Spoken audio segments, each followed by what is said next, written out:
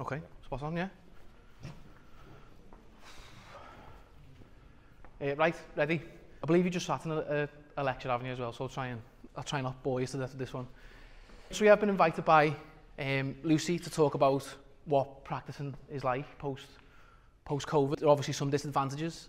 A lot of projects and things were stored last year and what have you, but there are a lot of advantages as well. Things are a bit more streamlined now. So on today's talk, it's an intro to our practice, Studio RBA, an intro to practice life, debunking a few myths, 2 example projects that we're working on currently, silver linings of COVID, other opportunities as a training architect. Lucy mentioned that, and to be honest, I was at that point as well. When you graduate at any level, really, sometimes you're not sure whether you want to kind of see it through all the way to becoming a qualified architect. So there's a couple of little bits of advice as well if you maybe want to change careers or go somewhere else and maybe come back to architecture. A bit of job advice and a cheeky plug at the end on ArchAdemia. So RBA, we turn, my 2 business partners are there by the way, just we turn 5 years old as a practice in April, and we've steadily built some half-decent projects over the years. Obviously you start off with loft conversions and extensions and what have you, but now we're on to £30 million mixed-use schemes on the coast of Isle of Man, even designing a semi-professional football stadium, and we get involved with interiors. We a couple of years ago designed Arup's new headquarters in the Plaza building in Liverpool. So now our minimum project is about 5 million in terms of value. It's a mixture of uses, resi, commercial, leisure and interiors. And something I will get into a little bit more detail in a bit is we also offer other services as well, generally as architect, when we kind of complement that service, but sometimes it is separate commissions as well. So it's graphics, CGI and VR. So our office is in the Albert Dock and everyone loves the pool table. In our studio, we've kind of built up an environment where it's just very project centric. There's no real hierarchy or anything like that. It's just about producing good quality projects, and a little snippet of one of our programs called Lumion, just showing that we're very, very sort of techy and whatever. We're just trying to have as much fun with it. A couple of things to look out for when you guys are in practice is dealing with other team members, sometimes good and bad. I've had senior members make a bit of a tit of me, to be honest, in practice, and so sometimes you've got to deal with that. But one massive benefit is that you do get a lot of support from senior members. It was a bit of an eye-opener for me, was dealing with other consultants. So you're dealing with other professions of all varying levels of experience as well. So sometimes you've got to be careful being caught out there. Nailing down client briefs, negotiating with planning officers, which is my bugbear, obtaining building regs and concept and technical design. And the reason I've kind of just left a list of those is, in our practice anyway, pretty much staff of all levels will operate in those kind of areas. And just wanted to leave a little, my favourite quote in architecture is Renzo Piano's one about, when we get a new project in the office, the buzz is amazing, and I just like the way it's as if like life starting all over again. One big benefit I got anyway from the difference between practicing and studying was it's a much more collaborative environment. Sometimes I felt a little isolated when I was studying, and when you're in practice you do feel like you've got a lot of support from senior members and all that sort of stuff. Working hours get a little bit more regular as well. Obviously when you're studying you're absolutely living and breathing it. Me and Jack used to sleep probably every other night, didn't we? Yes, you get informed guidance from seniors, you get access to other professions. So when you do get a good consultant working on your projects, I always try and get pretty pally with like the structural engineer, and they don't half help you through the kind of all the RIBA stages. One big benefit as well of practice is, maybe it was just me, maybe it was a bit lost on me, but when you're practicing you don't half realise the importance of being an architect. When you're seeing all your designs, or even minimal involvements, like even when you're doing ceiling plans or what have you, when you're seeing those installed, it is a bit of a buzz. I think it's less stressful than uni as well. And just on that, in terms of just a few little pointers for picking a firm when you graduate from either level. I always say, look at the projects page. Do you want to be a part of the schemes that they're working on, and get to about page 2 or 3 as well. They always show the portfolio worthy stuff at the start. My advice in terms of straight out of graduation would be to avoid the absolute monster names, because you don't get a lot of experience. So I done my part 1 at BDP, one of the country's biggest firms, and I was just on Photoshop all year, so I didn't learn a lot. And I got a first at my degree, and then dipped down to a 2-1 or a merit, whatever, at masters, and I do think I suffered a little bit there in that period. Try and find out about the culture. Somehow you might have contacts, something like that. Try and find out about the culture. In our studio, I would say we just try and keep it relaxed. You know, it can be stressful enough, so we just try and keep it nice and chilled. And there are plenty of practices out there that have got the same mentality as us. And I would always say pick experience over glamour. In our studio, the role of a part 1 and or a part 2 is predominantly messing around in SketchUp. So it's 3D modeling and rendering. It's developing the ideas and sketches with a project architect. Research and analysis, report production and scheduling. So there's a lot of, in practice, there's a lot of report writing and all that sort of stuff that you need to submit as part of planning applications or building regulations and what have you. And we always make sure that, you know, we get juniors involved at that sort of level as well, because it really does bring on the experience of a graduate. And one big thing that we try to draw from graduates is adding value to the practice. So things like in touch with current trends. The older guys can get a little bit restrictive in the software used and stuff like that, and even like design trends. We always invite part 1s and 2s to contribute to, you know, new design ideas and discussions. Software as well, you know, obviously you guys will be at the forefront of keeping on top of, you know, new software trends and things like that. And then that obviously breeds innovation. Ian never used to say this to me actually, but a couple did. One of the misconceptions from taking that leap from uni to practice is that you'll never design again. And I'll show you a couple of projects in a minute that, you know, we'll put that to bed. All you do is, this one's a bit more on social media, all you'll ever do is draw bathroom layouts and whatever. Again, that's absolute nonsense. You'll not be taken seriously, and it'll be overly difficult and complex. I was very nervous when I was, before I started at BDP.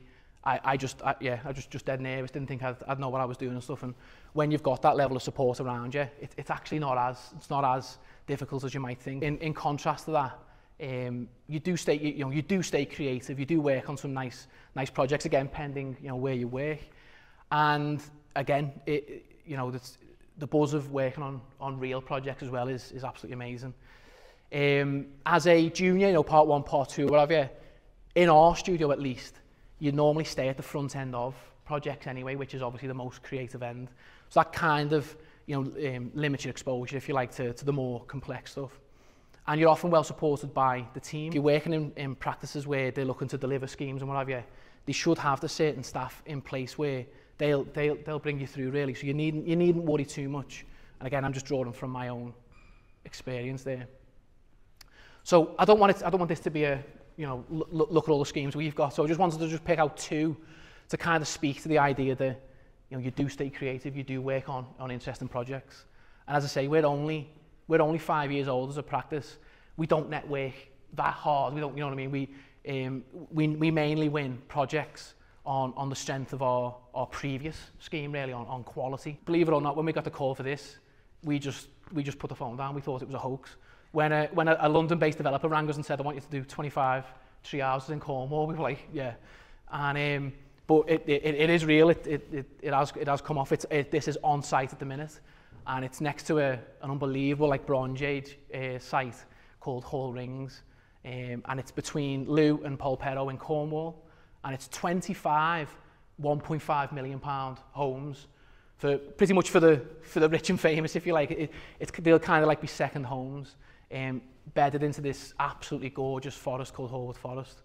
And on site, there's a range of complementary facilities, private spa, gym, forestry school, there's a pop-up market, all just kind of tucked away in the forest, of, you know, 55 acres, all passive house, and it's a £30.5 million build cost. Another one which is a bit more of a slow burner, sadly, but it's because of the size of it.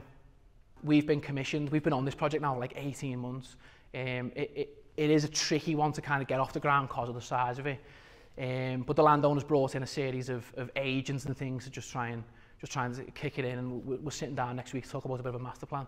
And yeah, this is a huge project. It's currently in pre-app, so we're currently discussing this with planners. And it's 5 buildings, central piazza, all the 5 buildings are surrounding that.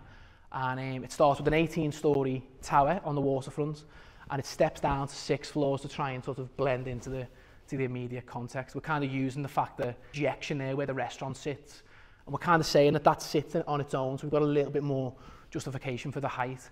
I don't want to bore you too much with planning policy, but they've just brought out in Liverpool a tall buildings policy as well. So we've kind of stitched the design into that bit of planning policy. And yeah, that one's an £85 million build cost. So yeah, that'll be on the server for a while. So at the start, I mentioned about post-COVID benefits. So for us as a practice, we did feel a bit of a pinch. We work on a lot of hotel projects, and sadly, when no one's staying in hotels, the value of hotels dropped. So we did feel a little bit of that. However, one big benefit now is that we find that your day-to-day workflow, if you like, is way more efficient. I was always getting dragged to meetings. There's this real willingness to, you know, most of my meetings now are video calls, unless it's like a milestone one. If it's a big stage or something that's you know, moving on, or to start on site, something like that, you know, that warrants a proper meeting. But day-to-day kind of design team sessions, they're all on either WhatsApp teams, you know, sometimes it's like a WhatsApp group or something like that. And one massive benefit is the idea of working remotely extends to working internationally. So it's sort of international. I say we've got a project in the Isle of Man, and we're tipped for planning end of the month. I've never been to the Isle of Man, and we've got the island's biggest project. So the benefits now of COVID, as we're coming out of it, are massive. And even Cornwall, we do a visit a quarter, and you know, we tend to fly into Newquay, and we do a visit a quarter, but everything in between now is video call based, and it's so much more efficient. And yeah, basically we say to clients, all we need is a survey and Google Maps, and we're away. And say less travelling to meetings. And one of the big benefits as well is there's generally an increased appetite for tech. So it used to be, you know, our industry is quite old-fashioned really, and it used to be just, you know, they were just bothered about A1 printed drawings, what have you. Whereas now when we're saying, well, we can offer so much more, we can do virtual reality, augmented reality, all that sort of stuff, walkthroughs. There is an increased appetite for it now, which is great. And actually it does make what we do more valuable, because over the last probably 20, 30 years, I think the architect role has been watered down a little bit. So it's nice to see a little bit of that creeping back in. And obviously as well, I mentioned that, you know, sometimes you're not sure, and I just wanted to put a slide in to just sort of touch on, as an architect, whether you're even qualified or whatever, it's one of the best fields to train and practice and put you into other areas. So, for example, what I'm showing here is we have an arrangement with a series of high-end restaurants, one of which is like Tattoo, if anyone's heard of that, Tattoo, and there's one in Manchester and Leeds. And the idea is that we partnered up with an interior designer that deals with more finishes and things like that. And then we do the bigger ticket items, any statutory approvals and all that sort of stuff, and the space planning. And we obviously utilise our skill set in terms of the space planning aspect as architects, and our knowledge of 3D, CGI and all that sort of stuff. And the idea there is the restaurants, they pin up our CGIs all around site. And it's almost like the building to it. So if we tried a bit harder, we probably could almost make a bit of a side business on CGI work and animation and stuff like that. But what I'm getting at here is that training as an architect, even if you might have had your sight on it and you're not sure, a good way to test whether you do want to be an architect is to enter some of these other fields. So I'm suggesting interior design, CGI and animation, graphics, web, project management, and even product design. And you might get into those fields. You'll have the skill sets already to get into those fields. You might love that. Arguably, they're all less stressful as being an architect. You might find that they're a bit boring. You might end up coming back. So just a little suggestion there. If you're not entirely sure, there are other avenues. However, if you do want to kind of stick it out. When I was looking for my first job in architecture, it felt like there was this perpetual sort of like there was say 5 or 10 from each year previous that weren't getting jobs, and then they are then your competition the following year. So for me, it was only getting more competitive. So these are just some little pointers just to put you forward a little bit. So straight away, I always say study the greats. Watch a Libeskind lecture, watch a Foster lecture, something like that. Understand how they portray themselves, either verbally, visually, what have you, and really get under the skin of their project. Sometimes, as a bit of a personal thing, I might just work up a project of like Ando's or someone's just to really get under the skin of it. And that doesn't half help out how you design your own scheme. Push software and new tech. So really make sure that you're not just sticking to the traditional formats. Definitely get into VR, AR and things like that. Stand out from the crowd. A massive one I always hammer home every year is hand deliver your CV. I get about 150 emails a day, and if someone's just saying, "Dear sir," it just gets deleted. So it has to be specific. It has to be, hand delivery. It's the people in the practice. Look into the projects that they're working on. Hand deliver it and make it specific. And it isn't even that hard. You're only replacing every few words. And really celebrate your USP. So if you're not very strong on like technical, but you're mega creative, then just push that. Just push the creativity side and just say that that's what you'll bring to the practice. When we get graduates in our practice, there is a little bit of a gap between the kind of study and the practice life. And what we've done is we've started a website, like a training platform called ArchAdemia. And what it kind of tries to do is just bridge that gap a little bit. At the moment, it's more software specific, but it's kind of pitched around an iconic piece of architecture. So what I mentioned before about when I was getting my first job and what have you, and I was trying to study, the star architects, I would kind of try and mimic their schemes in a way to learn them. So that's kind of what we've implemented here. If it's a piece of software, if it's Revit, Lumion, Twinmotion, what have you, the result of the course is you end up modelling a Farnsworth house or something like that. And we give one-to-one advice as well for members, certification and references, and we're starting podcasts next month. If you're interested, there's a little discount code, LJMU20. So that's it. Yeah, told you I wouldn't bore you.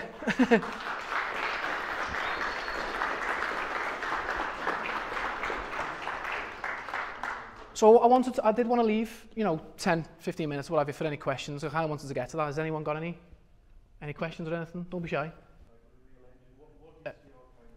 Yeah, so we use Twinmotion predominantly. We're doing a footballer's brother's house, almost a footballer, and it's a mega high-end house, and he was obsessed with the level of finish and all that sort of stuff. So we have got a VR setup in our studio, and it ends up in Unreal Engine, yeah, which is an unbelievable. If people haven't heard of it, it's an unbelievable gaming software, but it's got this level of realism that's second to none. And if you're interested, it's basically it starts in SketchUp, moves into Twinmotion because it's the same company, it's that Epic Games, and then it imports a Twinmotion model very quickly into Unreal Engine, and it's unbelievably realistic. And I use that example of the high-end house because him and his wife were undecided on finish. Is it granite, is it quartz, what have you done in the kitchen.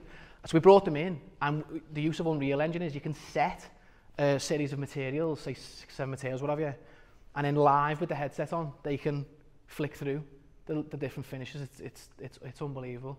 And as I say, we offer that now as an addition to a service that you can charge for as well. Compatible with the SketchUp and Twinmotion? No, it's compatible with pretty much everything. Yeah, there's I don't want to get too nerdy, but it comes with a plugin called Datasmith, which then reads all the the main software, if you like. You can't go wrong.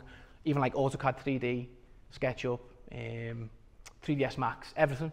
Yeah, it does come with everything. It's it's complicated. It's a very complicated bit of kit, but I would recommend the use of it, yeah. I'm assuming they're like step-by-step videos. What kind of software do you cover within that setup? So there's 14 courses at the minute. AutoCAD, Revit, SketchUp, V-Ray, Rhino, Grasshopper, and then Lumia. Pretty much everything you need. And one of the courses is which probably does kind of speak to today as well. One of them is how to run a project in practice as well, like literally a project guide. And there's a few little downloads on there as well that we've got, like past projects and stuff like that, past Revit models and stuff. Honestly, it is kind of a thing that I wish I had. You know, there's no better way of drawing something than just seeing an example to just give you that little bit of inspiration. So yeah, pretty much everything relevant. And something we are looking into, again, just while we're on software, what have you, something we are looking into is we've been approached by a kind of a broker of SketchUp freelancers, and they're based in Canada. And one of the architects said to me that they use SketchUp as BIM, which is weird. So SketchUp as a Revit replacement, and I've never done this, and it's using SketchUp layout. And yeah, so they've put us onto someone, so we're getting a guest course done in SketchUp layout. And the idea is that apparently you can, because the beauty of Revit is you can do obviously wall build-ups and all that, and schedule and dead easy and stuff. And apparently SketchUp has got that capability, and I didn't know that. So we're getting someone from that platform to just do as a guest course as well, which would be quite cool. Okay, done. Next one.